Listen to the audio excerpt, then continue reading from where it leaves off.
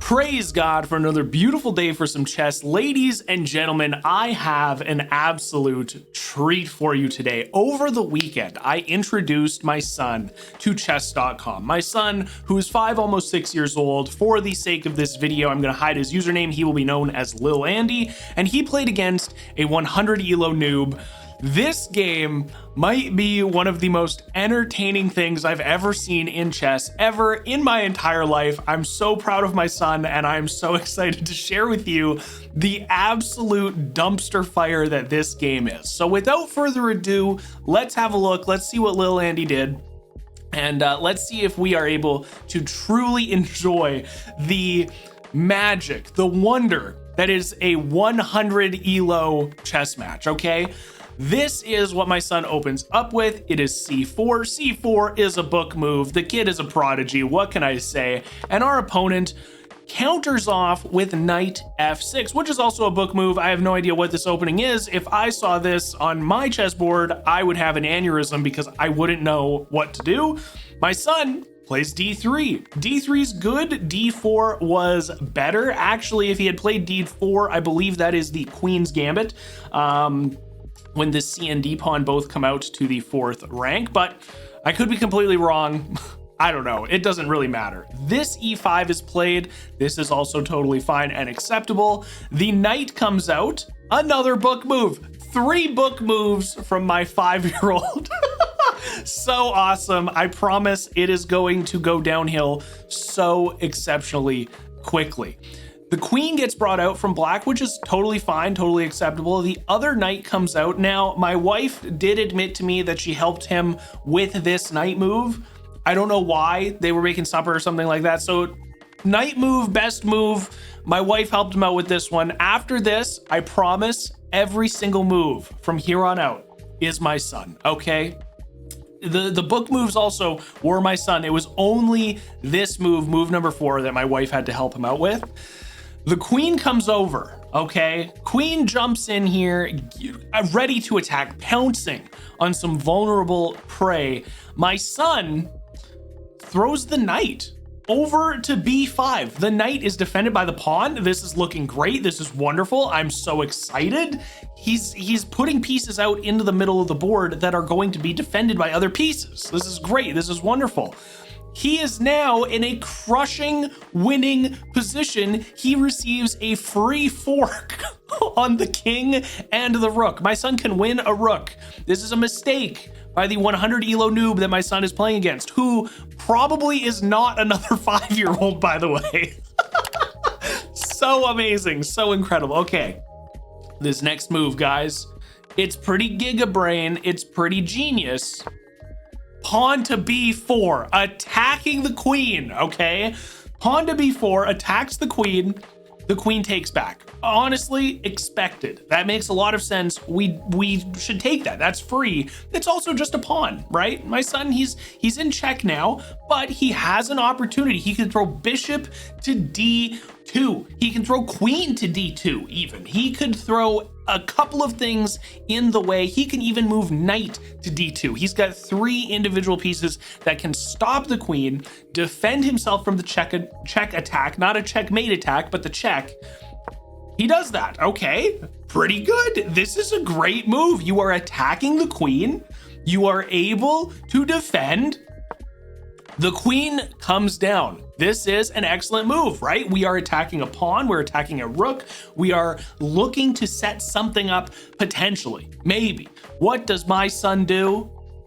Pawn to c5. Completely hanging the knight that was defended by the pawn for literally no reason. I'm not sure what his affinity is for moving pawns that have no reason to be moved, but he does this. And our opponent pounces on the hanging knight, which is a great move. Absolutely wonderful. We love to see it, taking free pieces. Now, this pawn decides to move up. This is actually a good move. You are not letting your c pawn hang anymore. It's pretty good. Now, this d pawn is going to be vulnerable to a pawn attack and to a knight attack, but it's redefended by the knight. So our opponent does take, and my son moves a4. which is actually an excellent move. He is in an absolutely losing position, of course, but you are forcing the queen to move somewhere, and this pawn is protected not only by the rook, but also by the queen. That's pretty good, okay? He takes. This is good. This is fine. The pawn was hanging. Makes a lot of sense to take here. Now, my son does something incredible, something wonderful. He throws he throws the knight onto e5, being attacked by the queen and the opponent's knight, just absolutely sacrificing anything and everything he possibly can without developing any of the king side of the board. It's absolutely wonderful. Black, of course, is going to take that, right? It's just a hanging piece. It makes perfect sense. The e4 pawn staring down the barrel of the queen, saying, hey, what's up? you just hurt my friend, the knight. I want to know why you did that. It's time for the verse of the day today. We are continuing in Proverbs, and today we're looking at Proverbs chapter 6, verse 10 to 11, and it says, a little sleep, a little slumber, a little folding of the hands to rest, and poverty will come on you like a thief and scarcity like an armed man. You guys know I've been incredibly busy. I'm in a very busy season of my life right now, but I read verses like this in the Bible that encourage you, that say, hey, don't rest, don't let up on the gas pedal, because if you do, poverty will come on you, scarcity will come on you, and that doesn't mean you don't get moments of relaxation and rest. This is more specifically talking about your relationship with God and continuing to grow with him, to walk with him in your daily walk. But I think it's important. I mean, a little sleep, a little slumber, folding of the hands to rest. If you aren't careful, if you do rest too much, if you get lazy or complacent, good things don't happen when that happens. But if you continue to work diligently and work hard, you will be rewarded for those things. I like this. I really like this verse. I actually really liked all of chapter 6. It was very cool, very good, very encouraging to read today. So I hope this verse brought you encouragement like it did to me. And let's jump back into this chess match that my son played that is only going to get more insane. After this, he just takes. He just takes. It's free. It's free real estate, guys. Takes it. My son moves his light bishop, developing that piece, which is a great thing. Stopping the check. Very good. My the opponent goes for the rook attack, which is understandable. It makes perfect sense. You want to attack the vulnerable rook. So my son he just throws the f4 pawn into the middle of the board. Get him out there. Attack, don't stop attacking. F pawn all day, every day. Sure. The rook is taken, okay? Rook has been taken. Feels pretty bad. Now, the only move in this position that I see, the only move that makes any sense is bishop to f1. And he did do that. He did do bishop to f1, which I was so worried that king was going to move up to f2 and the queen was going to be taken. But at 100 elo chess, what do you need other than a queen? Our opponent has not moved more than 3 pieces. This queen has eaten absolutely everything on the board. It is amazing. It's wonderful. He eats another pawn. My son hangs his dark bishop for the opponent pawn to just have it. He can just have it. It's totally fine. It's acceptable. It's delicious. It's wonderful. There is now a potential fork on a queen and a bishop. There is even an opportunity to just checkmate the king. I believe you could just checkmate by moving the queen over to f2. That's it. Game over. Done. My son throws the queen into the middle of the board, hanging it to a knight, attacking absolutely nothing. The opponent takes the queen. Great move. Wonderful. It's very good. This was no longer a checkmate attack because my son moved the queen, so that's pretty good. That's great. That's wonderful. My son pushes up one of his last remaining pawns, pushing up to a5. The opponent putting my son into check again with the dark squared bishop. He moves over to d1, staying away, allowing the opponent another checkmate opportunity. Queen to d2 is checkmate. Queen to c2 is checkmate. There is no reason that my son should not be checkmated into oblivion, losing his first ever game on chess.com. The opponent moves to f2. This is fine. This is good.